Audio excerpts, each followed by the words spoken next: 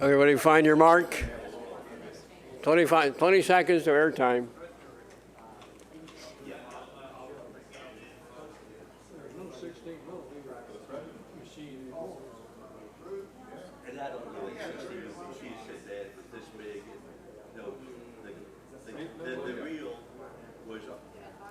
It contains the game. In the game, 10 seconds to airtime. excluded most of the foul shots. They had 2 foul shots, maybe 4 foul shots in the course of the game. Good noon. I'm Barry Klein. I'm the president of the Houston Property Rights Association. This is another weekly meeting of our organization. For those of you who may not be familiar with our group, we've been around since 1992, and we organize to fight zoning in Houston. We meet weekly. We've dealt with other issues besides zoning. We managed to get that issue on the ballot, then defeat that proposal in 1993. We were not alone on that effort, but it was our petition drive that got that matter on the ballot. And we continue to be active on transportation, justice matters, what else? Taxes, stadiums, and property rights. As many of you are aware, I was recently compelled to move my residence from which I had stored 30 years of my material collected from activism to 2 new locations. Most went to a storage area owned by one of our board members, and a small portion went with me to my new digs. So in the course of all that, I managed to uncover stuff I haven't looked at for a while, including this wonderful little sign, which I wore in this fashion to a Metro meeting, a public event held not far, actually within a block and a half of my home on the near north side, when Metro was kicking off its plans to do some rail extensions, which are now underway. So I went to that Metro event, a big deal with lots of monkey monks, high-level monkey monks, low-level monkey monks, and media present, to announce that they were getting reestablished some grant money from the Fed to let them continue their rail expansion. So I went there with my little sign, and I grabbed a chair during a break in the proceedings and stood on it and waited for the media to come to me. And actually one TV camera did find me, and I got on television with my little counter protest to what was going on, pointing out that Metro actually had lost ridership. There's 2 sets of numbers. You go back to what they gave the feds, they actually began to lose ridership in 2001. That's when they started rail construction, began to reduce their bus service at that time. And that's been an ongoing pattern. They've actually seen a little bit of an uptick in their ridership, but that's not nowhere near where their peak was when they were still bus only. And that, in fact, is the national pattern. When you go from bus only to bus and rail, you typically will lose ridership or you lose market share. And the rider gets a degraded experience because now they have to make an additional transfer in many, many cases because they have to reroute buses to train station. That's where the train system gets its ridership, by turning the bus program into a feeder system. So I was happy to see my cute little sign again, and I thought you'd all like to see it too. Let me now take it off.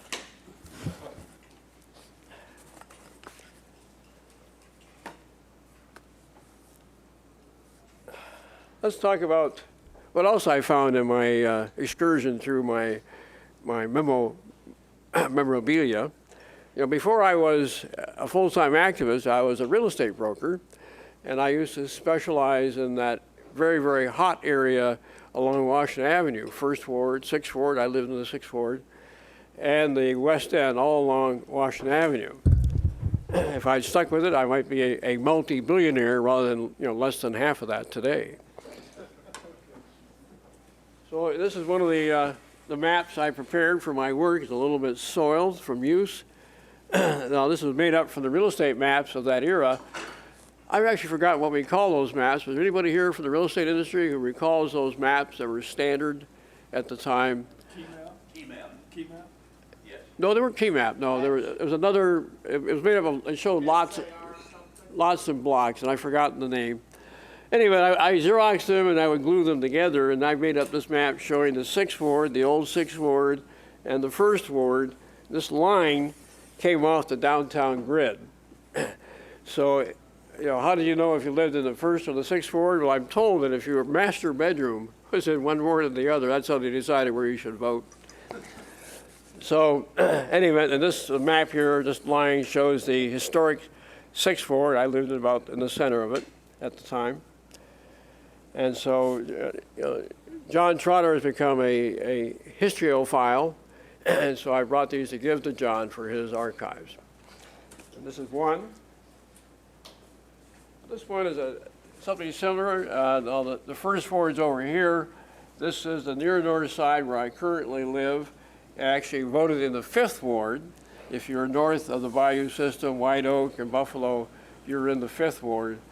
And until recently, I lived about here. Everett, and it's 2 blocks.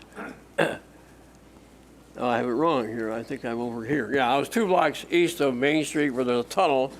That tunnel was built in '28, and there's a plaque identifying it as the Main Street subway. They actually called that tunnel a subway in 1928. Metro's now making some big changes to it. And that's where they got the new rail line. And that's where they had that press event where I wrote my little placard and where I went to protest the rail extensions. I now live about 20 blocks away over here on Hardy Street, which is roughly here. Yeah, I live up about there. Not too far, and I'm in the same neighborhood. And John, both of those are yours to take today when you go home. So, let's see, I need a sip of water here. Be patient.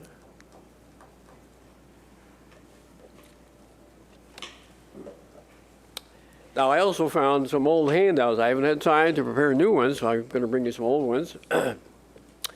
This first one deals with a new freeway, or at least a new major road in Los Angeles after the Loma Prieta earthquake.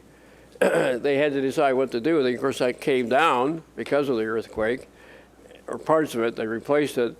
And they actually went through several redesigns. It was also, I guess, amazing that they would vote on this freeway. Now, it's very unusual.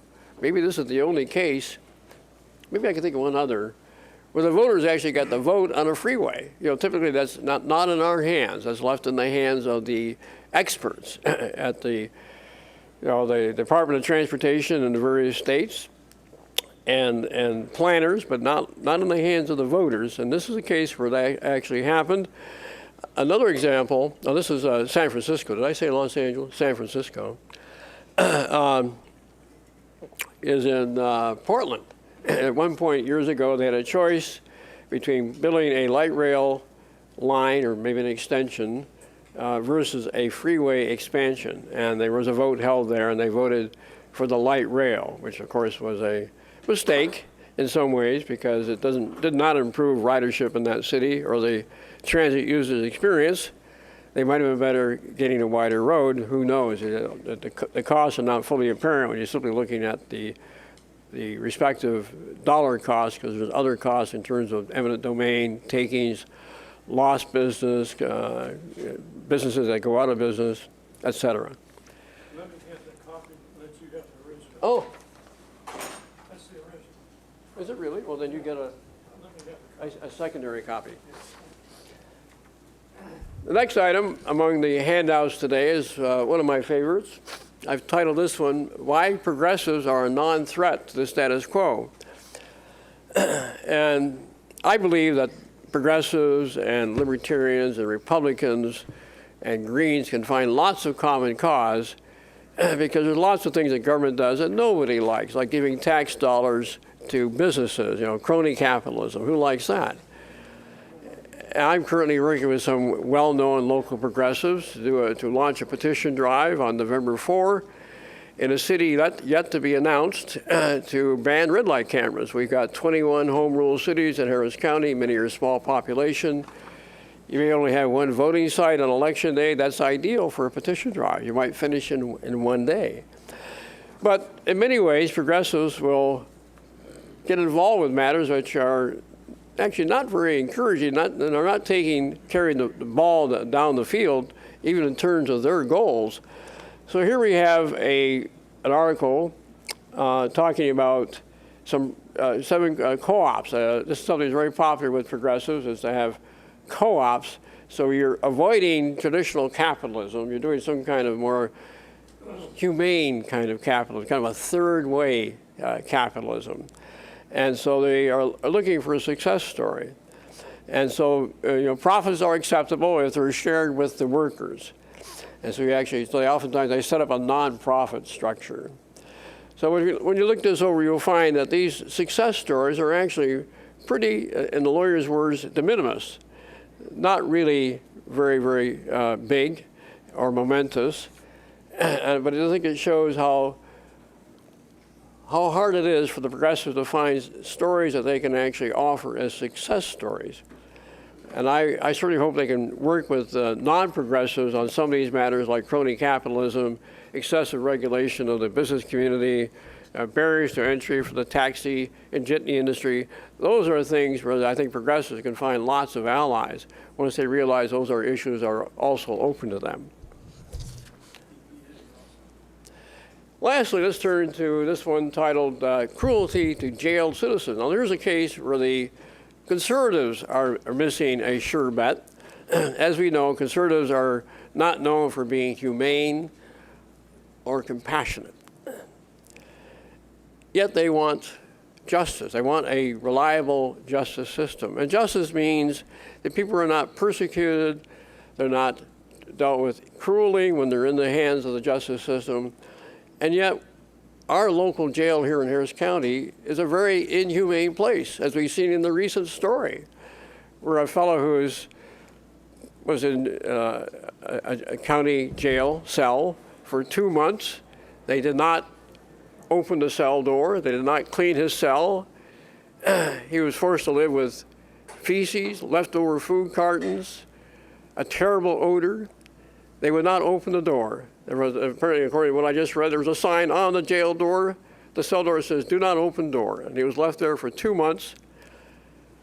It was only discovered because the inspectors came in to inspect the jail. I think because it's under a court order to get his act together. And they found this poor fellow locked up in this condition. They found evidence he tried to kill himself by tearing apart his uniform and making a rope ladder, that was hanging from the ceiling like he was getting ready to hang himself. That's our jail. And the conservatives in Harris County don't recognize that they can actually achieve one of their goals, which is to have a humane, dependable justice system, which includes when people are in jail, for the most part, they're oftentimes only accused. They haven't actually gone to trial yet. And at the same time, boost their image with the voters overall. Taking away from the Democrats one of their primary charges that they make against conservatives. So here's ways that the left and right fails to see opportunities that are in front of them. Recently, Ralph Nader put out a book titled Unstoppable. And in that book, he talks about the possibility of convergence between progressives and libertarians and Republicans if they find those issues and start to work together. Ron Paul can be found on YouTube with Ralph Nader talking about this kind of thing. And I know that, what's that fellow's name? Who's our best known? Jim the Populist. Jim, help me with this. Jim Hightower. Jim Hightower is actually working with Ralph Nader to encourage more of this convergence kind of activity. So there's many opportunities for change, positive change, better government, smaller government, more efficient government, if we take our opportunities that are actually before us. We're simply not grabbing them. Okay, let's talk about that little brochure I gave you. Where's that brochure? Hold on. Yeah, the Renaissance Festival. Now, this is a private sector entertainment event, And John, this is something you go to routinely. This looks like John's picture. And John, I think they're much more clothed than John's subjects. But I go whenever I can. Usually I go every day. Okay, but this is, to my knowledge, is completely unsubsidized activity. There's no crony capitalism involved. Oh, yeah. And the Renaissance Festival is something that takes place in several major cities around the country, I believe. When the Renaissance festivals started out, they were, yeah, I was wondering if you could remember that. The way I have it, when the Renaissance Festival started out, they were educational. And you had setups where people would be taken through the various exhibits and be shown how people did things back when the Middle Ages, how they did silverware and all the rest of it. Then, Now, I mean, it was kind of an outgrowth of the hippie era in the late 60s. Am I right about that? yes. Now, the thing that got going is that they got into things like, how do I build chainmail outfits? How do we do real armor? How do we, there's some people there that actually do make swords completely from scratch, et cetera, et cetera, et cetera. All of the skills that they could find in the Middle Ages, they brought forward. And then they found out that some things worked better, or rather were more profitable.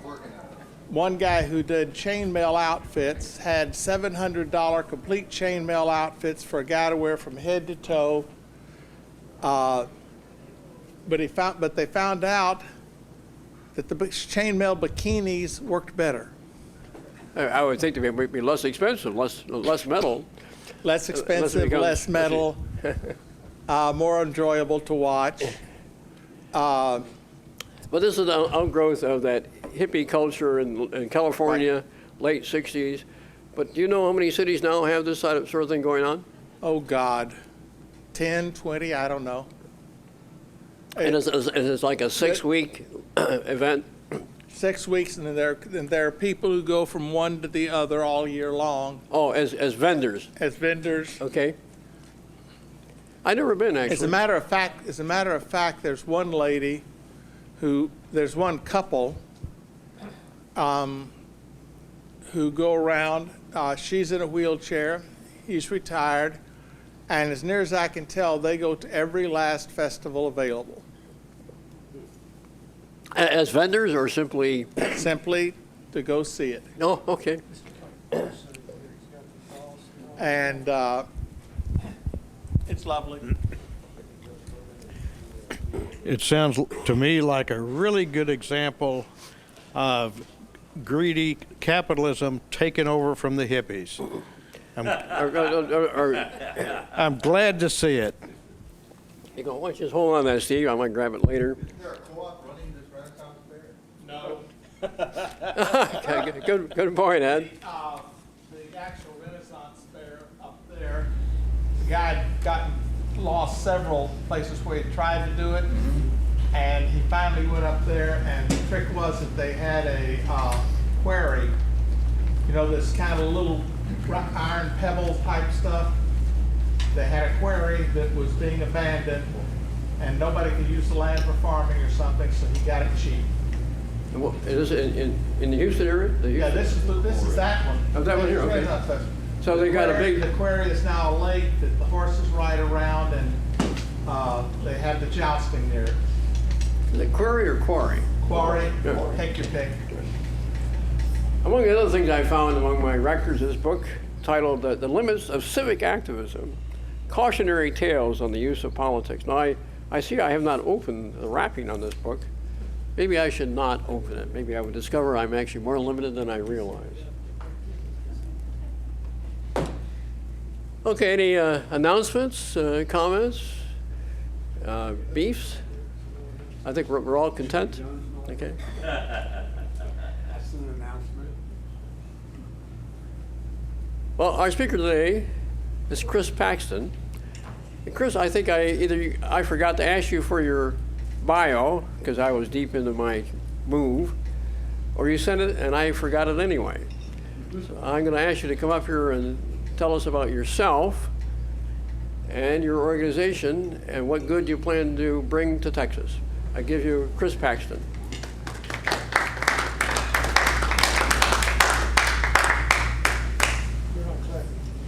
Thank you. Good afternoon. There is no PA. Just leave it where Okay. it was. Perfect. Well, thank you all so much for being here today, listening to me speak, everyone watching at home. My name is Christopher Paxton, and I'm with Empower Texans. We are a nonprofit organization that promotes free markets in Texas. Our mission is to help citizens create and sustain strong fiscal stewardship at all levels of government, to empower citizens to have the greatest degree of economic and personal liberty possible. I work for the Empower Texans Foundation, which is a nonprofit organization committed to promoting free markets in Texas. And we also, you might have heard of our sister organization, Texans for Fiscal Responsibility, which is a 501c4 direct advocacy entity. So my role with the foundation, and to give you a little bit about myself, I was born and raised here in Houston, Texas. That's my mom there, Colleen Paxton. So you guys can't be too mean to me today because my mom's here. So thanks, Mom. So hopefully it's not too tough of a crowd.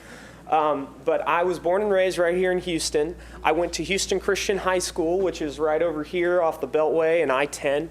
And I went to Baylor University. I was a dual degree in political science and communication studies from Baylor. And after graduating from Baylor, I took a number of different gigs. I worked as a backpacking guide for a Christian camp in Colorado.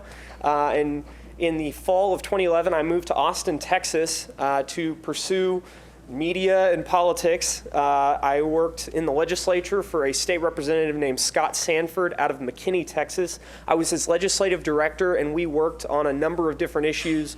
My main issue was addressing the state's renewable energy portfolio standard, which is a way in which the state meddles in our electricity market to the detriment of ratepayers and of people who consume electricity off the grid. And currently, I work as the budget and fiscal policy analyst for Empower Texans. Now, my role in that is to study and report the state's budget process and also large issues facing the state. So consequently, I'm studying a lot right now and learning a lot and talking to people a lot about transportation. Transportation is the big issue. And so having said that, there's a lot of stuff with Prop 1 as well that I'm sure we're all very eager to talk about. And also, the more that I've delved into the transportation issue, the more I find that there are small and sometimes very large areas in which taxpayers can know more and citizens can be empowered to do more to advocate on behalf of themselves and others. So first of all, TxDOT is our state's transportation agency. They receive 83% of all money that comes from State Highway Fund 6. The other amount of that money, the balance of that, goes to DPS and the Department of Public Safety and the Department of Motor Vehicles to police our roadways, uphold traffic laws, and credential drivers. 83% of the money that goes to TxDOT, 83% of Fund 6 goes to TxDOT, and TxDOT receives less than 2% of its money from general revenue. So that tells you how much appropriators prioritize TxDOT. Out of our general revenue, that is the main fund by which state appropriators appropriate, less than 2% of TxDOT's budget comes from general revenue. About 39% of it comes from federal money, and that is funds in which TxDOT will partner with the federal government for a project and then be reimbursed, typically, or there's a fund matching. Much of our money from the federal government comes from the Highway Trust Fund, which, as many of you know, is running out of money. And so the federal funding equation is very unpredictable. Recently, as recently as 2009, the federal government created passed a new transportation plan called MAP 21, Moving Ahead for Progress in the 21st Century. They love their acronyms. Before that, they had been reauthorizing an older act called Safety Lou, which is the safe, accountable, transparent, equitable, a legacy for users I'm trying to remember the acronym. It is very long, but it's SAFETEALU, Safety Lou. And they had reauthorized that. I totally butchered the acronym. Somebody's going to, at home, they're Googling right now to actually figure out what it is. But that has made the MAP 21 has kind of made the legislation more predictable, but the Highway Trust Fund is still, they're still not fully solvent in terms of the actual solvency of it and in terms of our predictability of federal funds vis-a-vis transportation dollars from the feds. The state also receives a number of grants for transit projects, and the local governments form organizations, are required by the federal government to form organizations called metropolitan planning organizations. These organizations receive federal grants to pursue transportation projects and to do planning. So backing up, looking at TxDOT in the big picture, there are many problems with the agency when it comes to accountability. Every TxDOT meeting I've gone to, there is a widespread lack of public participation and public discussion on very important issues.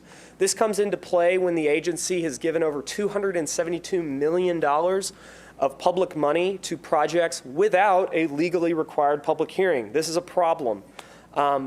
A few projects I could point to that I've been critical of in our blog, in my editorials on our blog, empowertexans.com.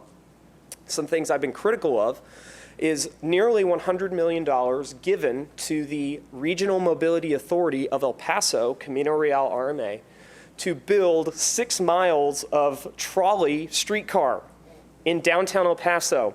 Now, just to give you some perspective of that amount of money, I frequently have looked at estimates the agency has put out on what it would cost to build projects, certain projects. They could rebuild an interchange for $200 million.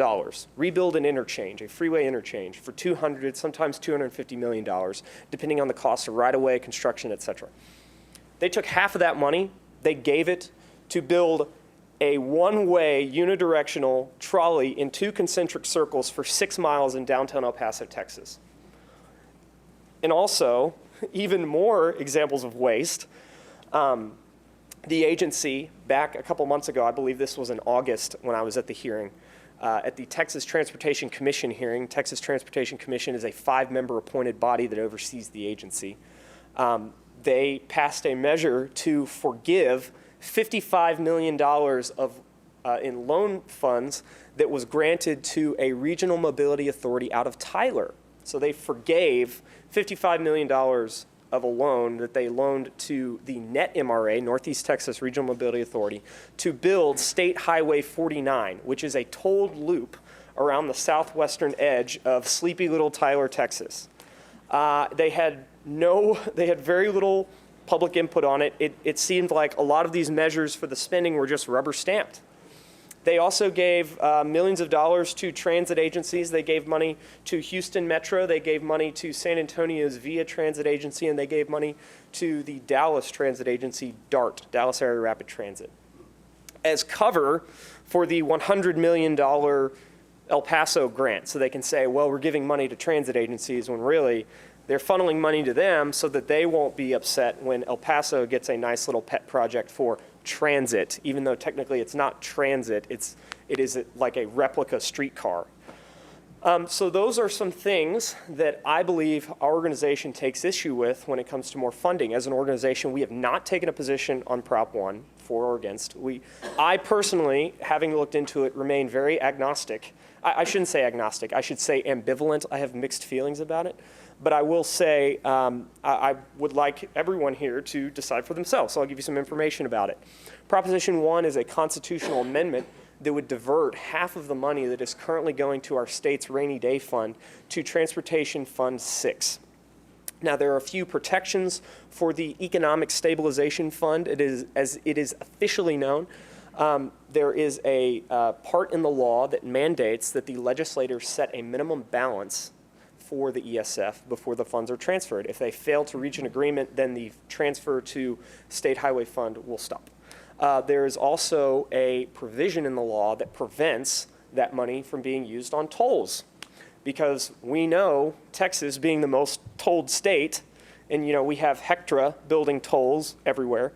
And in North Texas, I just came from there yesterday, they have tolls on everything. You can't walk to your toothbrush in the morning without paying a toll.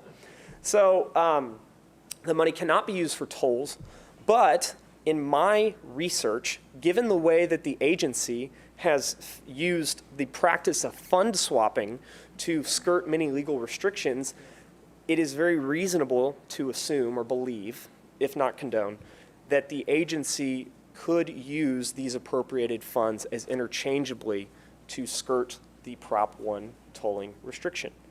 I'll give you an example. In the city of San Antonio, there's an advanced transportation district that voters approved a number of years ago. That advanced transportation district is specifically barred from building light rail. The voters in San Antonio over the last decade, starting as early as 2000, every pro-rail measure that's gone up before the voters, they've roundly rejected. The first one they rejected 70-30. The last one was 60-40, rejected. They said, we don't want rail. TxDOT partnered with this district to swap money with them because the Advanced Transportation District also had a tax increase, so it's a revenue stream. So they have this pot of money, they say, hey, we can't use it for rail. But if we swap the money, if we legally launder the money, essentially, then we can take funds from TxDOT, and TxDOT can pay for the rail. So they're completely skirting legal restrictions imposed by voters to do something that the voters do not want. So why should we believe it will be any different if we have Prop 1? My maxim that I like to say is, don't just promise me that you won't abuse your power, prove to me that you can't. I put it to you. Prove to me that you cannot. Show me that it is legally impossible for you to do this, and then, maybe then, I will trust but verify that you can. So that is kind of the way that I have delved into this issue with a very skeptical eye. And I want to tell you about two organizations, or two sets of organizations that help to, in my view, drive a lot of this dysfunction. In 2003, the legislature passed a bill known as the Texas Regional Mobility Authority Act. And this bill codified the ability of counties to petition TxDOT to form regional mobility authorities. A regional mobility authority is a district, and there's only 8 of them in the state. Houston does not have one. The closest one here is Central Texas RMA, which is Austin, Travis, and Williamson counties. Bexar County has a very large RMA. El Paso has an RMA, and Grayson County has an RMA, and down in the valley there's 2 major RMAs. But there's 8 across the state, and of course the one I mentioned before, Net MRA, and I don't think that's all of them, but there are 8 across the state. And these RMAs have a number of powers that are specifically barred from TxDOT. TxDOT cannot own, build, design, or operate utilities. RMAs can. TxDOT cannot borrow money without the authority of the legislature. RMAs can. RMAs can design, build, bond, toll, whatever they want. In fact, if you think I'm exaggerating, you can go to their website, TxDOT. If you Google TxDOT RMAs, they have a nice little PDF fact sheet that shows all of the powers of RMAs on a grid. On the left-hand side, you have TxDOT's powers. On the right-hand side, you have the RMAs. And literally every box that is blank for TxDOT in terms of the powers that they have is filled with the RMAs. They can toll roads. Like I said, design, build, toll, even design, build, finance, own, and operate utilities. Border crossings are even in there. Wow. So they have a lot of these powers, and they cannot levy a tax, but they do receive taxpayer funds, either direct grants from TxDOT or from the counties that they represent. They have very little voter accountability. The way that these entities are managed is by an independent board that is appointed, one appointee by the governor and the rest by the commissioners' courts of the counties in the RMA. So there's no direct voter accountability if an RMA turns every single major freeway in their county into a toll road. There's a lot of voters who don't know who runs that. So that's a very big problem. And they have no reasonable limits on a lot of their powers. That's one. And in these RMAs, they're also, by the way, able to use taxpayer money to hire lobbyists to make their will known in Austin and elsewhere. And they have spent millions of dollars hiring lobbyists in order to do this. Big, posh lobby firms in Austin are on the taxpayer tab with RMAs. Another organization or set of organization, there are 25 of them across the state. In 1962, the federal government passed a law, or Congress rather, passed a law mandating that any urbanized area over 50,000 people has to create a metropolitan planning organization, or MPO. An MPO specifically is tasked with regional transportation planning and development. And these MPOs, they serve a number of different functions as given to them by federal law. And in Texas, we have around 25. Houston has one. One of the biggest is in North Texas. It is the North Texas Council of Governments, which technically the MPO serves under the NTCOG, as it is known in acronyms. These people love their acronyms, by the way. It's like an alphabet soup government. I'm sure you all are familiar. But these organizations literally dictate the state's transportation policy when it comes to projects. We have essentially taken a state agency, TxDOT, and we have balkanized our transportation policy. If you have these regional MPOs that oversee a specific region, that's great if you just want to build freeways in Dallas or you just want to build freeways in Houston. But if you are having these MPOs that are dictating a statewide transportation policy, you no longer have a statewide transportation policy. You essentially have broken Texas into 5 states: Dallas, Houston, Austin, Bexar County, El Paso, or Dallas-Fort Worth, excuse me. So you have balkanized that transportation policy and farmed it out to organizations that are specifically designed to advocate solely for their region. And it's not local control. The mantra for this is local control. We have the locals on board with this. And I talk to county sheriffs in these large organizations. I talk to mayors of these smaller towns in these organizations, and they say, look, there ain't nothing local about this. We get outvoted by the big cities. We get outvoted by the airports. We get outvoted by the transit agencies that have more members on these councils of governments than we do, even though we might represent more of the population. So it's not local control. It's regional control. And these regions will advocate on behalf of themselves. Oh, and by the way, they receive millions of your federal tax dollars in the form of grants to pursue things like environmental studies, to make transportation plans, and essentially dictate to TxDOT how they're going to operate in terms of project allocation in their area. TxDOT, as you know, has 25 districts across the state. And these districts have district engineers. There's 2 ways that projects end up in TxDOT's 10-year planning horizon that serves as the preliminary approval for project allocation. It's called the Unified Transportation Program, or UTP. This is a 10-year planning document, which is a good tool. It's a good tool. But the reason it's abused in a way is because out of the 2 ways to get projects on there, there is a project from an MPO or a project from a district engineer. Now, if you're a district engineer, generally speaking, a lot of these districts roll over for the MPO anyway. So essentially, you don't have projects being allocated in light of a statewide need. You have projects being allocated based on whoever's MPO can yell the loudest. And a lot of the times, it's the mega regions. It's the Houstons, it's the DFWs, it's the Austins, the Bexar County. And that's why there's also a big concern with, well, are we getting money to energy sector roads? Going back to that, energy sector is, in the energy sector, we have 3 major energy sectors. We have the Eagle Ford Shale, the Barnett Shale, and the Permian Basin. Those are not very heavily urbanized areas in much of it. Recently as the middle of September, at the last Transportation Commission hearing, the commission said, we're going to look at the UTP and we're going to decide what projects to cut in order to redirect unlet funds to the energy sector. You think, okay, great. They're going to actually spend transportation dollars on transportation needs and not all these hokey transit projects. The problem with that is that now the agency can use that function to punish people that they don't like. I'll give you an example. Over a month ago, back in August at their meeting, leaders from Collin County came up and said, we do not want you to toll the last non-tolled major thoroughfare in Collin County, US 75. The North Central Expressway. We don't want you to toll it. TxDOT, through their COG, is saying we are going to toll this under managed lanes. We're going to manage these lanes with a toll.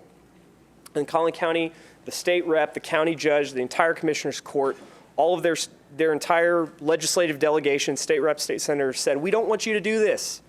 Listen to our people when we tell you we are surrounded by tolls. Collin County is a part of the North Texas Tollway Authority, and we are the most tolled county in North Texas. Okay, we don't want you to do this. But then later on after that, the mayors come up, and the mayors, by the way, sit on this MPO, some of them, and they say, hey, we don't believe what they said. We want to continue the discussion on this. But the reason I mention that is because now that these elected officials in Collin County have angered TxDOT, TxDOT can now have a way to punish them. And we won't know which projects are on the list of which projects are on the axe, right? Which ones get cut. But I would bet that if you took a map and you looked at each project and you plotted it out on the map, it would be jurisdictions that angered the agency. Leaders from jurisdictions that angered the agency. So that's a major problem. And going back to that, you think, well, how do we fix it? TxDOT currently lacks an objective, data-driven, openly transparent process for project allocation. They focus, and legislators too much, and even the public to a certain extent, focus a lot on outcomes and not on process, and as a result, we get both wrong. If we focus too much on outcomes and not process, we will get neither correct. So we need to have an open, objective, transparent, data-driven process for project allocation. That is one of the only ways that we can fix the agency, in my view, and I talk to people in the agency all the time, and they don't even know why we spent $272 million on transit projects without a public hearing. And they have to go back and provide justification later after everything has already been rubber stamped by the commission for an agency that, by virtue of its existence, has not had much public discussion or debate over the funds it's dispersed. I'm going to conclude with this. One of my favorite philosophers, and I was talking to this gentleman here, one of my favorite theologians is a guy named Blaise Pascal. Blaise Pascal said, one of his famous quotes, is that God created man in his image, and in time, man returned the favor. Meaning that God created man in his image, and in time, man attributed all the terrible things about man to God, right? Texas, and I will adapt that quote to my purposes. Texas created a government in its image, one that is heavily dependent on local units of government to provide services, one that is heavily dependent on local control, one that reflects our conservative values of individualism, personal liberty, and personal responsibility as a people, and one that is limited, okay? In time, all of the terrible things about government, all of the corrosive power of government, like water on rock, has eroded a lot of the good things about Texas and remade Texas in its image. We have all of the major problems in Texas of abusive agencies, abuse of power, profligate waste, complete and utter disregard for the rule of law and limits on government that any blue state has. It might not be as prevalent or as visible because it's at the local level. It's at the local level. There's a very large tendency for even some of your elected officials in this area to point the finger at Washington and say, Obama's the problem, or Pelosi's the problem, or XYZ Democrat liberal politician in D.C. is the problem. D.C.'s the problem. If we can just get D.C. out of the way, we will be great. There's a major problem with that. By distracting you on the one hand, they are tearing down with the left hand what they then try to build up with the right. They will still take federal dollars by the billions. And guess what? Over a third of our state budget comes from the feds. They will still have TxDOT take almost 40% of its money from the feds. They will still take the federal money, even though they will trash the federal government, but they're distracting you from all the bad stuff that they're doing. They don't want spending limits. They don't want more accountable local units of government that can do all these malfeasant things and get away with them with no visibility. So they are telling you one thing and doing another, which is typical for politicians, right? Are we really being that honest? So Texas made a government in its image, and in time, government has returned the favor, okay? With these things in mind, it is important to ask your legislators, to ask your locals, say, how do we let them get away with this? Ask your state reps, ask your state senators, what are we going to do to limit the powers of these organizations? And they'll probably say, well, you know, they do a great service. They had a hearing looking into RMAs. And every single RMA person who gets up there say, well, we do great things. Of course you do. You don't waste money at all. I'm sure there's no waste in your budget. But it's about holding them accountable. It's about not taking what they say at face value. It's about digging deeper and realizing that you have to trust, but you also have to verify. And so that's why our organization exists, and that's why we will continue to passionately advocate on behalf of citizens and taxpayers. And I will be happy to answer any of your questions regarding Prop 1 or regarding any of these issues. And I also want to direct your attention to our Houston guy. We are expanding. We have opened a Houston office, and this is our Houston representative, Charles Blaine. Charles is a alumni of the Abbott campaign, and we're very excited to have him running our Houston office. And so he's going to be very involved with your local issues here in Houston and would be happy to answer any of your questions as well. And I'd be happy to answer any of your questions about Prop 1 as well. I happen to have kind of studied and looked into Prop 1, some of the pros, some of the cons, and would be happy to answer any of your questions at this time. Yes, sir. So what role do the political parties play as you see it? I know, you know, I don't think the Republicans are blameless. Sure. And when I was at the Red State Gathering in Fort Worth in August, Michael Quinn Sullivan was there as part of a group trying to work on, say, replacing the House Speaker. Sure. And getting a conservative House Speaker. So what role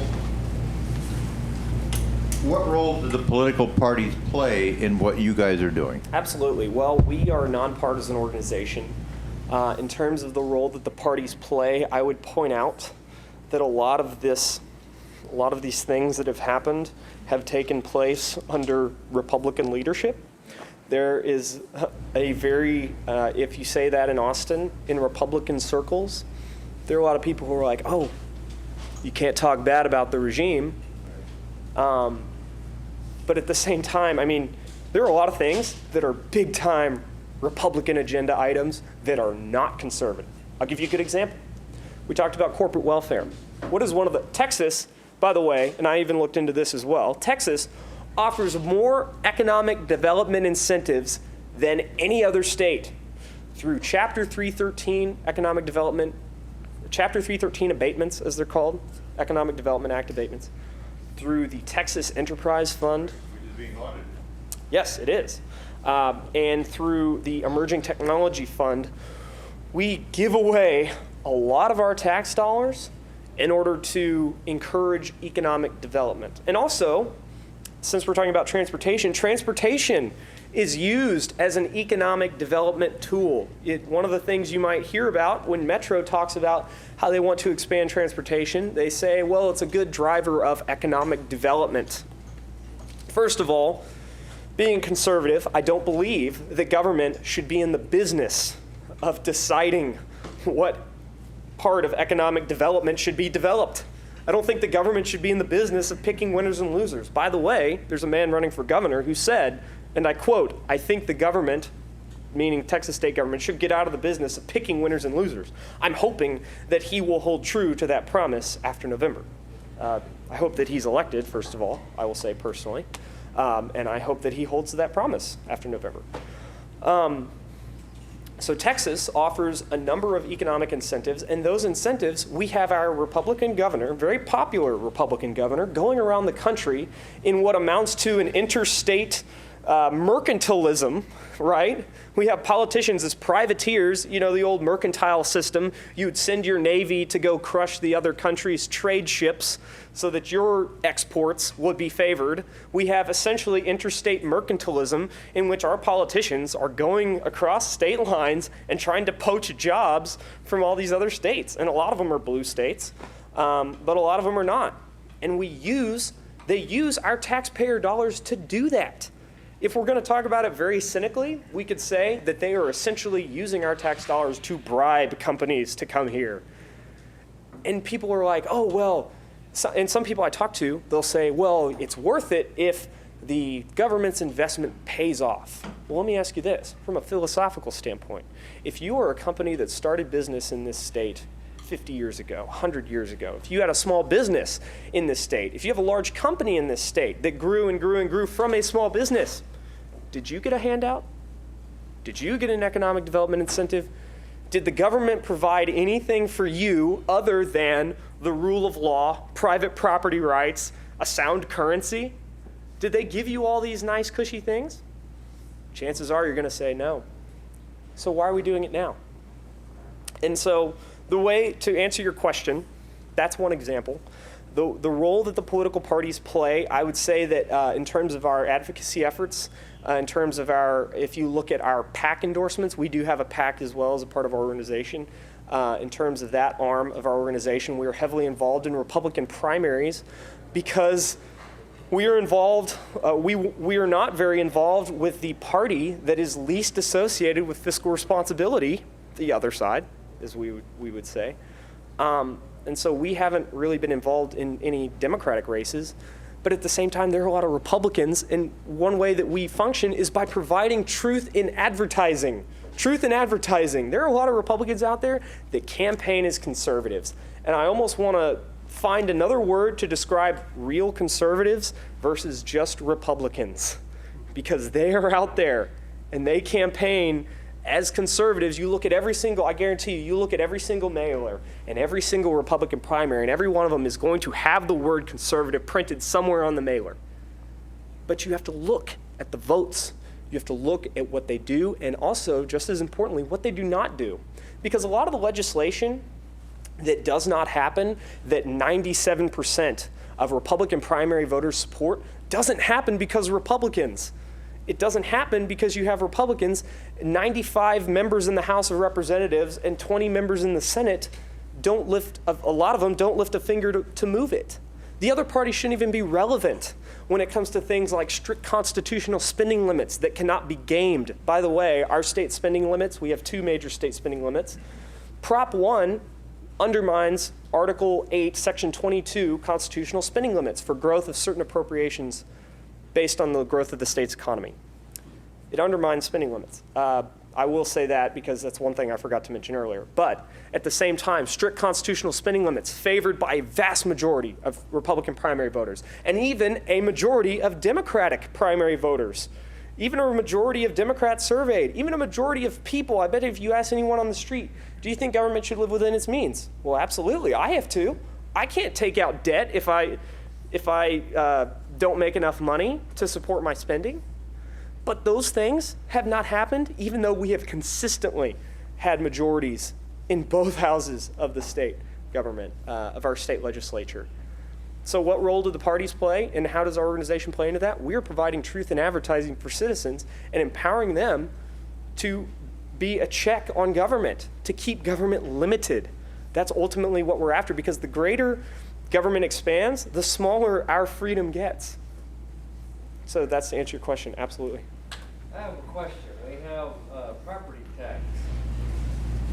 The 2 highest counties, I think, in the state are Fort Bend County and Harris County. Your property taxes on your home in Harris County are 2.3% of the value of your home, and Fort Bend 2.4. Statewide average is 1.9. The states that surround Texas in the south is 1. We know that if the government ever takes more than 1% of your property a year, that's what they're doing, is they're taking. If they take more than 1%, you are destroying the value of people's homes. You're literally swiping their homes from them via property tax, because you are lowering the value of that house. So the government's just doing an absolute taking. We've had control of the governor's office, the Senate, and the House, all Republicans, and we're still doing it. Why? Like I said, government has remade Texas in its image. If it's red or blue, the corrosive power of government has even expanded to the point where they are taking 2.25% of your property. And so an important thing to keep in mind, one thing that I wrote on, is how your mayor, our mayor, Anise Parker, commented on how the city council was just chafing under the fact that they have a revenue limit. They couldn't believe that they have to give people a tax cut because the growth in real estate values has increased the amount of revenue the city can take in, but it's not an increase enough. Even though they're increasing revenue over last year, and even though most taxpayers will not pay less in absolute terms, if you look at the relative terms, they're taking in less money because of the revenue limit. And, you know, revenue limits protect taxpayers. And so when I talk about reasonable limits on government, we're talking about reasonable limits on revenue, because the more that they can take, the less power we all have. Everybody says money is power. It's absolutely true. The greater government grows in size and scope, the greater it grows in cost. And that cost is power.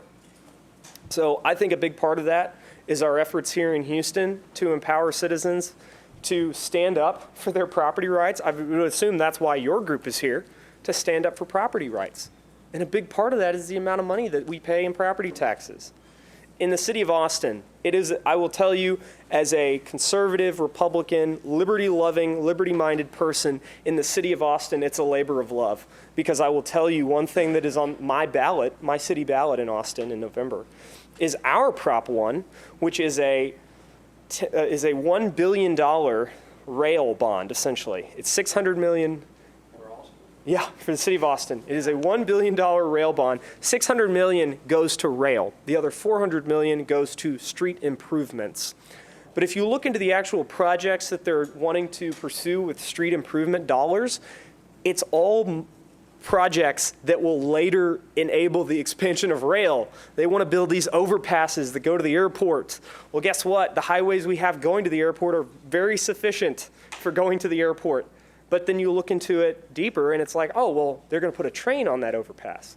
So it's a huge problem. And it's little things. It's little things that are low visibility, and it's death by 1,000 cuts. It's this year it's a bond. Well, this year's bond is next year's tax increase. This year's tax increase, they have a higher revenue stream of which to borrow against.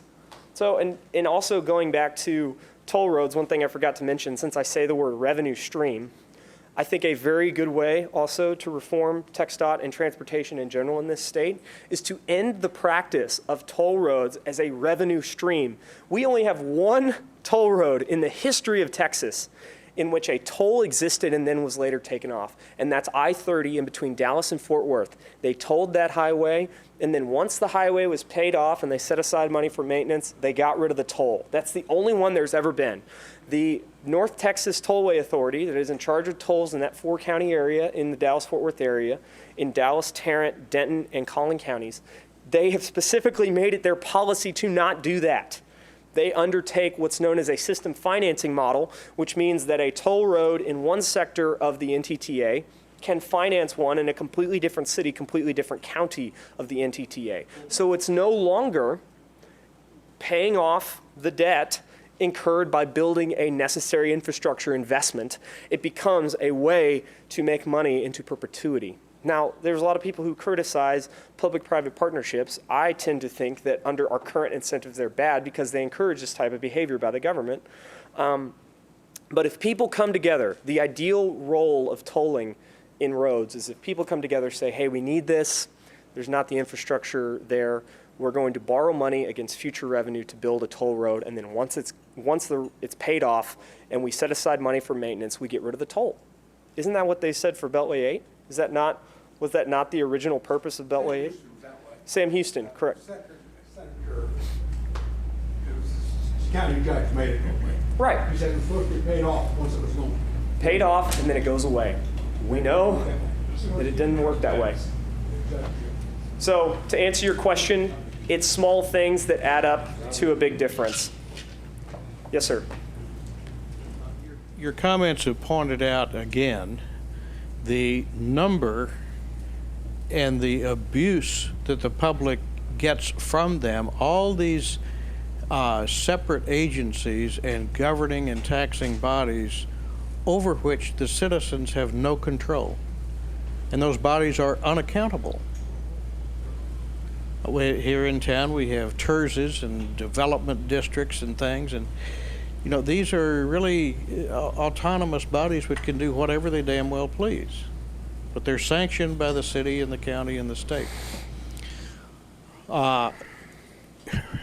Transportation is, I think, another example of a problem that we have in many things, many areas, such as education and health care. With the transportation bit, there's too much money sloshing around that's too readily available. And these agencies that want to justify themselves by building maybe too many or too extravagant highways, which are still very poorly marked, by the way, and rail systems, they have to keep thinking up things to get that available money to justify their existence and keep their jobs and stay in power. I think that's one of the reasons for educational inflation and healthcare inflation. There's too damn much money coming out of Washington. Sure. Now, on the property tax bit, I wanted to know your opinion as to the property taxes versus state income taxes, which I think a lot of the states which have lower property tax rates also have a state income tax. So what's your evaluation there? Sure. Well, going back to the first part of your question or your comment, I'm a big fan of Milton Friedman, and one of the things that Friedman said is government really is an interest group unto itself. Once government is established, it finds ways to further establish itself, and we're seeing that playing out. Also, you mentioned districts. Special districts are either created by an act of the legislature or created by the Texas Commission on Environmental Quality. A lot of these special districts have taxing authority. They're called municipal utility districts or special utility districts or municipal management districts. In the case of municipal utility districts or MUDs, a lot of them have taxing authority. In other districts that have been created, we have entertainment districts to build a stadium or to build a whatever entertainment center. We have transportation districts to build rail or roads or whatever. We have a district in the form of an RMA that can do a lot of these other terrible things I mentioned, and with very little, virtually no accountability other than legislative mandate from our state legislature. In terms of the property tax versus a income tax, there's a guy by the name of Arthur Laffer, who you probably heard of. He has penned a very, very well thought of and very thoughtful study of states that have adopted an income tax and how their economies have adapted to that income tax. I think in terms of property tax versus income tax, there are certainly a lot of drawbacks of both. What is the old adage with taxes? You want to take the most, it's like plucking a goose. You want to take the most feathers with the least amount of hissing, right? But at the same time, the property tax is a very bad way to do that. The income tax is a very bad way to do that, in my opinion. There again, I'm not an economist and I'm not speaking for our organization. In terms of the property tax, it essentially amounts to you paying to keep your own property. So the state essentially owns your property and you have to pay to keep it. Because what happens if you don't pay your property tax? County sheriff pulls up and they evict you from your house, right? If you don't pay your income tax, IRS will garnish your wages until you do. So I think that in our current tax structure, at the federal level, of course, we all know that just from doing your income taxes, I've done mine a number of times, it's a complete dumpster fire in terms of the deductions and the loopholes. I think that there are a lot of people out there who would favor a broader base of taxpayers for a lower rate and fewer deductions. But the reason that probably will never happen is because if you do that, then politicians will have nothing to sell to special interests, I think that a big way that plays out at the state level is if you look at the state's current structure of economic development incentives when it comes to property tax, there is a very high potential for abuse. And there is a lot of bad behavior that results from that. Also, with our state margins tax, Texas is one of the handful of states that does not have an income tax, but our corporate income tax, the state's franchise tax, is one of the worst, right? That franchise tax It seems like every session there's a bill to make some little carve out, some little niche industry carved out of a part of the franchise tax. And to me, that equation becomes very simple. Our message has been consistent from the start. If we have less government, then we have to spend less money on it. If we have more government, we have to spend more money on it. So in terms of your question, property tax versus income tax, while reasonable people can discuss the philosophical and fiscal merits of either, I think that the greater question is, what do we fund? And if you look at a lot of the stuff we fund, a lot of it, I would argue, is not necessary. On that point, I don't know if you want me to talk in there, but if you ask a Texas official your question, well, other states have income tax, aren't we fortunate, so we pay a little higher property tax. You add together the property taxes in Texas versus the property taxes plus the income taxes in other states, Texas is the highest. We are taxing more in property taxes alone than other states are doing in both. In Tennessee and Nashville, they take 25% of the value of your house and tax it. They're paying. They do have a state income tax. It's about maybe it's only for corporate. I'm not sure about. It's on investment income. Huh? Only. It's on investment income, I believe. But it's still you're about 2/3 of what we are in Texas. So I think we have to hold our Texas legislature and our local officials accountable, and not let them give you that excuse because we don't have an income tax, we need to take your house away. I'd like to offer a comment and a question. I don't think that even when we have officials whom we elect, we're actually able to hold them accountable. We make a distinction between appointed boards and elected boards, but in fact we have very little control over city council or commissioner's court. We're basically a powerless bunch. The only place we have any power is when we get something on the ballot and actually make the law ourselves. And this organization's been involved with several petition drives. I've helped in other cities around Houston and other parts of Texas with petition drives, and actually you can make a difference when you actually can get access to the ballot. Let's talk a bit about TxDOT and Prop 1. You may have told us, but can you tell us how much TxDOT's annual revenue is and what that 1.7 additional billion dollars will result in terms of increase in the revenue for TxDOT? Absolutely. So Prop 1 is projected to give TxDOT $1.5 billion in the first year. Bye, Mom. See ya. There goes my mom.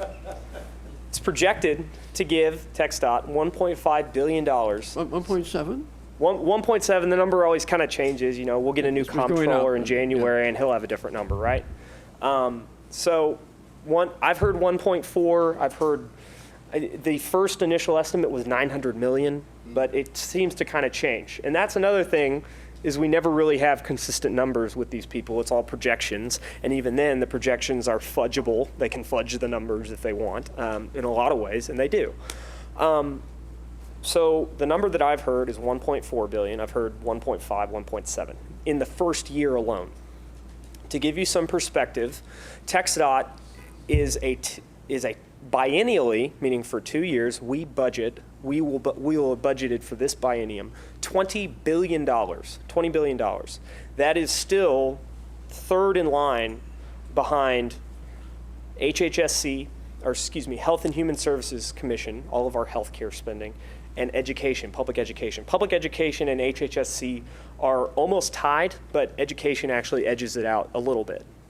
So education, HHSC, then transportation. Transportation will be $20 billion in the biennial budget, and the biennial budget for the state, all funds, is around $200 billion, so about 10%. The agency has claimed, and no one, whether inside the agency or outside the agency, has been able to justify this number, but they always go with 3 + 1 + 1. They say we need $3 billion to expand roadways for population, we need $1 billion for maintenance and safety upgrades, and we need $1 billion for energy sector. Well, for those of you who can add, $5 billion, okay?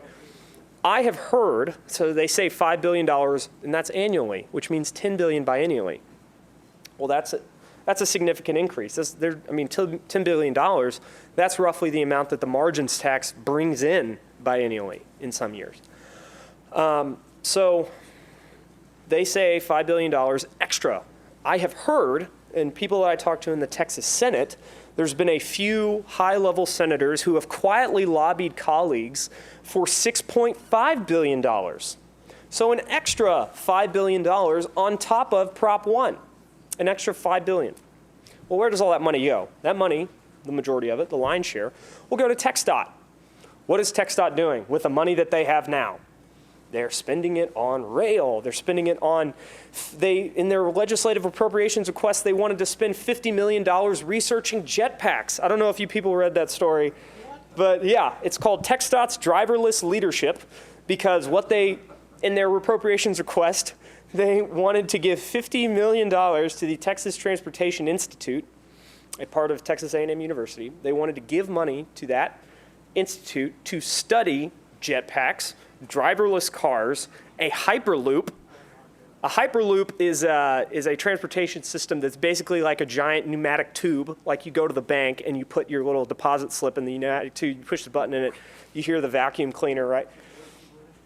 So we're talking the Jetsons here. That's right. So my comments on that is fixed first, then fund. It's very simple. Fixed first, then fund. The agency will not change. The institutional incompetence of this agency will not end until we have both the carrot and the stick. We have to have the carrot to tell them, you're not going to get this money unless you change your ways. We have to have the stick to say, next time we come back, we're cracking skulls, right? In the figurative sense. You know, that we really have to hold the agency accountable and tell them to stop the waste. Maybe I didn't hear what you told us, but in terms of, let's say it's 1.7 billion, that's the current estimate. What does that add percentage-wise to the annual money that TxDOT collects? Sure. Annually, TxDOT collects $10 billion a year in terms of the size of the agency, and that will add 1.7, Okay, so 17%. We can figure it out later, but it's less than 20%, right? Correct.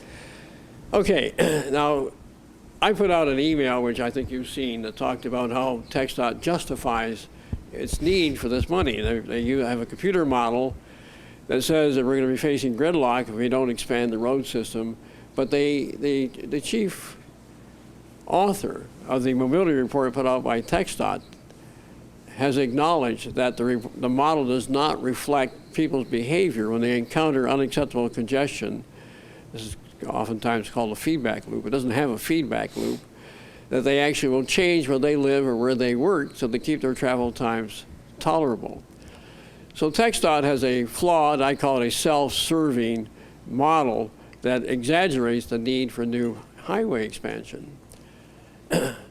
So in light of this acknowledgement by a leading transportation authority for Texas, whose reports are used by TxDOT and other highway departments, transportation departments across the country to justify higher spending for transportation, in light of that critical acknowledgement, isn't it time for your organization to suggest publicly that the methodology that TxDOT is using should be, and also Texas Transportation Institute, should be re-examined? It's the assumptions, the hidden, more or less hidden assumptions in the decision process that are actually exaggerating the need for new money. Do you think there's any possibility, as your organization gets ready to take a position on this matter, or at least might it call for a review of how TxDOT reaches its conclusions about the need for new revenues for highway expansion? Absolutely. That's a great question, and I think it goes back to something I mentioned earlier about the agency, which is its complete lack of an objective, data-driven process for planning project allocation. They don't have one, so what leads me to believe that they would change their currently flawed model if they currently don't have a process in place that looks at any models at all? So And the model that they use that is not dynamic, that does not adjust to the feedback loop, is problematic. But remember, the way that the interest groups surrounding this issue work is they literally will take the biggest doomsday scenario possible, extrapolate it, add more doom and gloom to it, and then go to the voters and film a commercial about it, with the children crying and everything on fire. I mean, if you look at the interest groups surrounding this agency, what does every single commercial start with?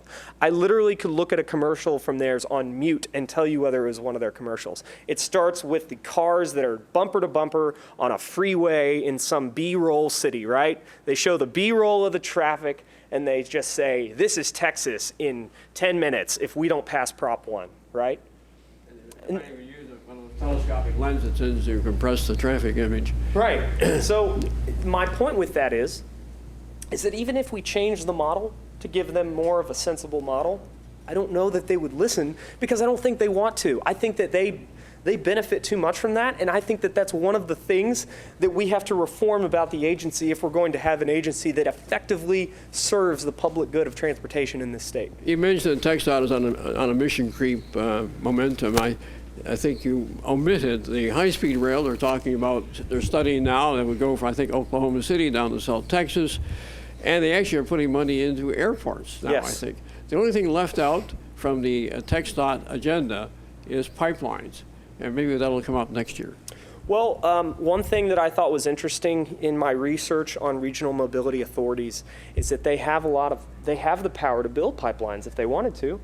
And what I sort of was reading between the lines, and this is kind of speculative on my part, and there's probably some expert who worked on this bill watching who's going to, email me later with terrible things to say. But what I believe is looking at this and kind of reading between the lines, is that when they passed the Regional Mobility Authority Act, it was a way to enable the expansion of the Trans-Texas Corridor. Well, we all know Trans-Texas Corridor died in name. RMAs stuck around, and now they get to do all this cool stuff with our tax dollars. Cool stuff, right? So going back to your question, yes, they do plan rail. Yes, there are a very small group of people who stand to make a lot of money off of it. And no, there's no signs of them slowing it down. And also, a lot of this goes clear over the state's head because they might get federal grant money to do it. That's how a lot of these light rail systems are built. In Austin, our Prop 1 to build rail is actually not going to build anything. It's simply going to submit an application to the Federal Transit Administration to ask for federal tax dollars. It's not actually going to do anything necessarily in the first preliminary stages. It's just going to literally file the application. And that's how a lot of these work, is through federal grants. It's just chasing federal dollars, which if you look at a lot of the really bad stuff going on at the local and state level, that's a lot what they do anyway. It's chasing federal dollars, yeah. Too much money in the system. It's long been obvious to me, at least I think so, that TxDOT, among other similar unaccountable agencies, are virtually rogue agencies. They're out of control.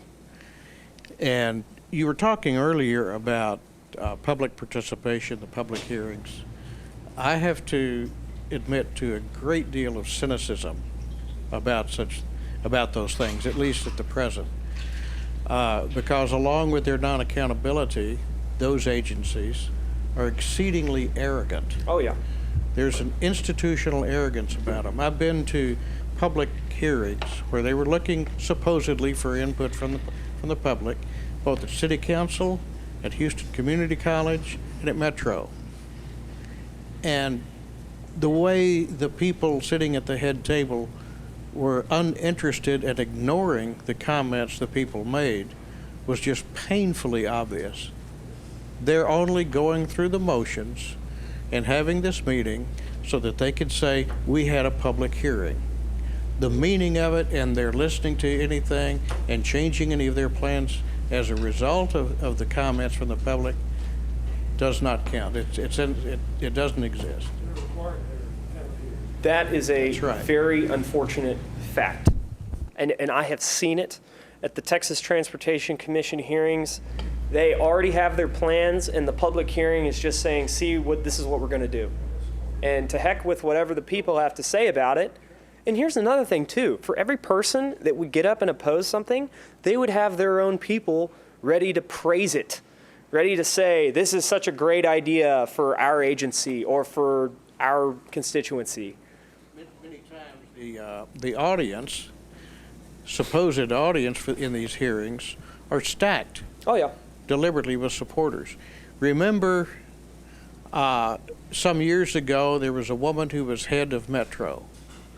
And at a meeting down south of town here somewhere, she stated in public at a meeting with so many words that you're going to get railed whether you like it or not. Yeah.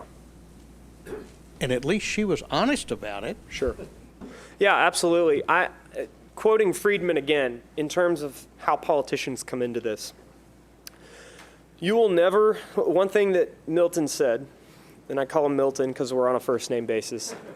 But one thing that, yes, I know. Oh, I know.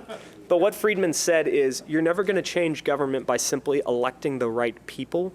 You're going to change government by changing incentives so that even the wrong people would do the right thing. And I think that's very profound, because if you look at incentives, you're rarely ever surprised. And one of the biggest incentives is money. And what do they always say? Follow the what? Follow the money. We need more money. There you go. There you go. So I think that changing the incentives is a part of what our organization does. When politicians know that based on their votes, that can make their political careers so impalatable that they choose to even do the right thing. If we can make the wrong people have the incentives to do the right thing, that's a win. And I think that there's a lot of things that shouldn't even be on the ballot. And I think that expanding government is a huge symptom of that, or excuse me, a huge cause of that problem. And what you're seeing with Metro abusing its power and TxDOT abusing its power, growing too big, arrogant administrators, is a symptom of that problem, which is ever-growing government. And that's what our organization is fighting against, tooth and nail. It's not easy, but it's something that we do and something I do with a passion, because I think that it's important that to start open, honest, frank, meaningful discussions about these issues is something that I think is the only way to move forward. We have about 2 minutes. A question from the back. These public servants that we have take an oath of office to preserve, protect, and defend the Constitution and the laws, and then promise to do the best that they can to implement those. And so it occurs to me that when they spend their time and immediately get into office and they start trying to circumvent the laws instead of trying to make it work, that this is actually criminal activity on their part. It's a violation of oath of office. Some of these people, it seems to me, need to be put in jail for maybe up to 10 years on perjury.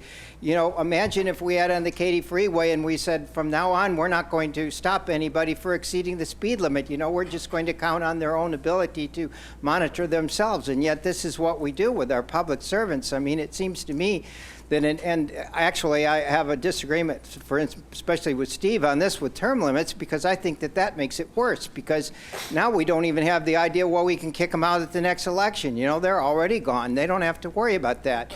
And so I at some point, and even with you guys with Empower Texas, I mean, could we find a way to empower a grand jury somewhere that's going to start to look in them, issue a presentment and say, hey, you guys did this without having public hearings. Go out and get the public hearings or we're going to indict you, and we're serious about it.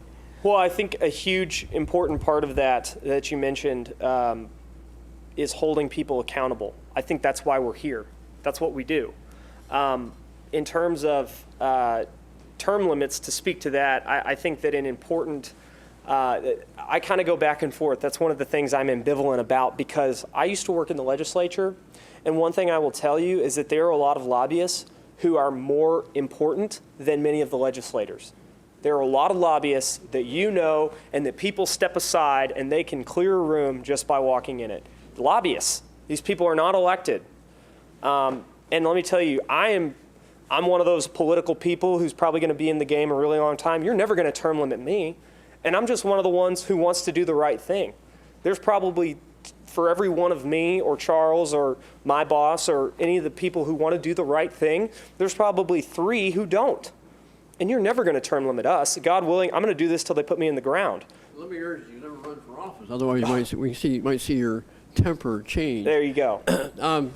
I want to ask you a question now. Your message should appeal to progressives. Do you get any kind of positive response from progressives in Austin? Actually, very little. I spent some time at the Texas Democratic Convention in Dallas a couple months back, and it was funny that I would talk to people there, and I actually saw, or I talked to a group of people who were reading social media on Twitter, a social media app called Twitter.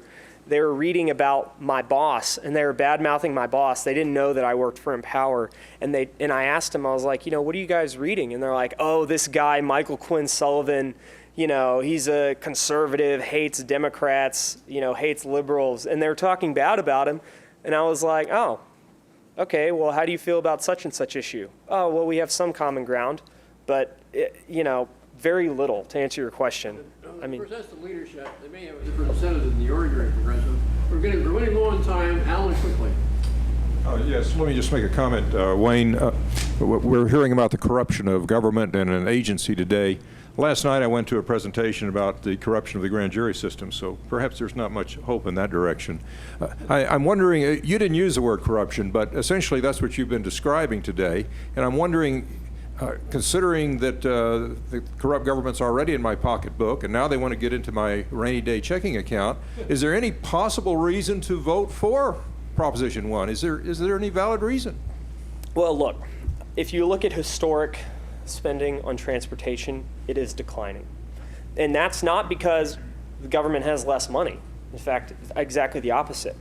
The other areas where we spend money have grown so much further and faster that it has completely overtaken what I call traditional core functions of government.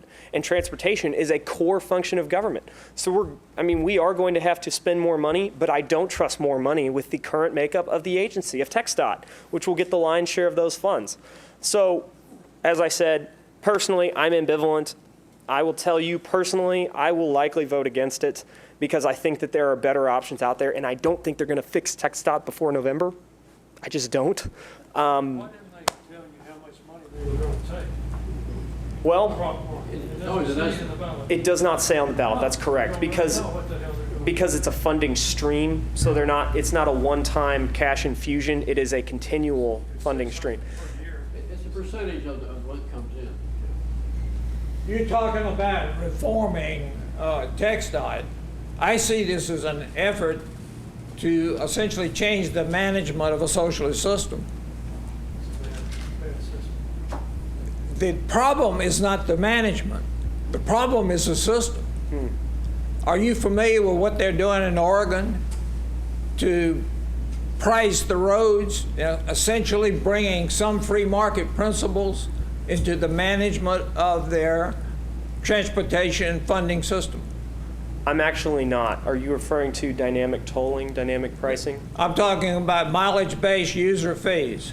I am not familiar with that. I know that's one of the options that's been discussed, though. I would suggest that your organization put some emphasis on that if you're a free market think tank. Sure. Well, I think that if you talk to any economist on this issue, they'll tell you that traffic is a problem with pricing, and by the numbers, that's correct. What I will say that is problematic is the fact that we have tolls that are being placed on public roads that are built with tax dollars. It is a double tax. If you have tax money, either from TxDOT or from an RMA or from a county, that taxpayers all pay. We should all pay for transportation from gas taxes, car sales tax revenue, etc. If that money then goes to toll roads, that is a double tax. So I haven't actually looked at any of those issues specifically, but I do think it's one of the options to consider, but I would have a caveat with using that type of money on top of tax revenue.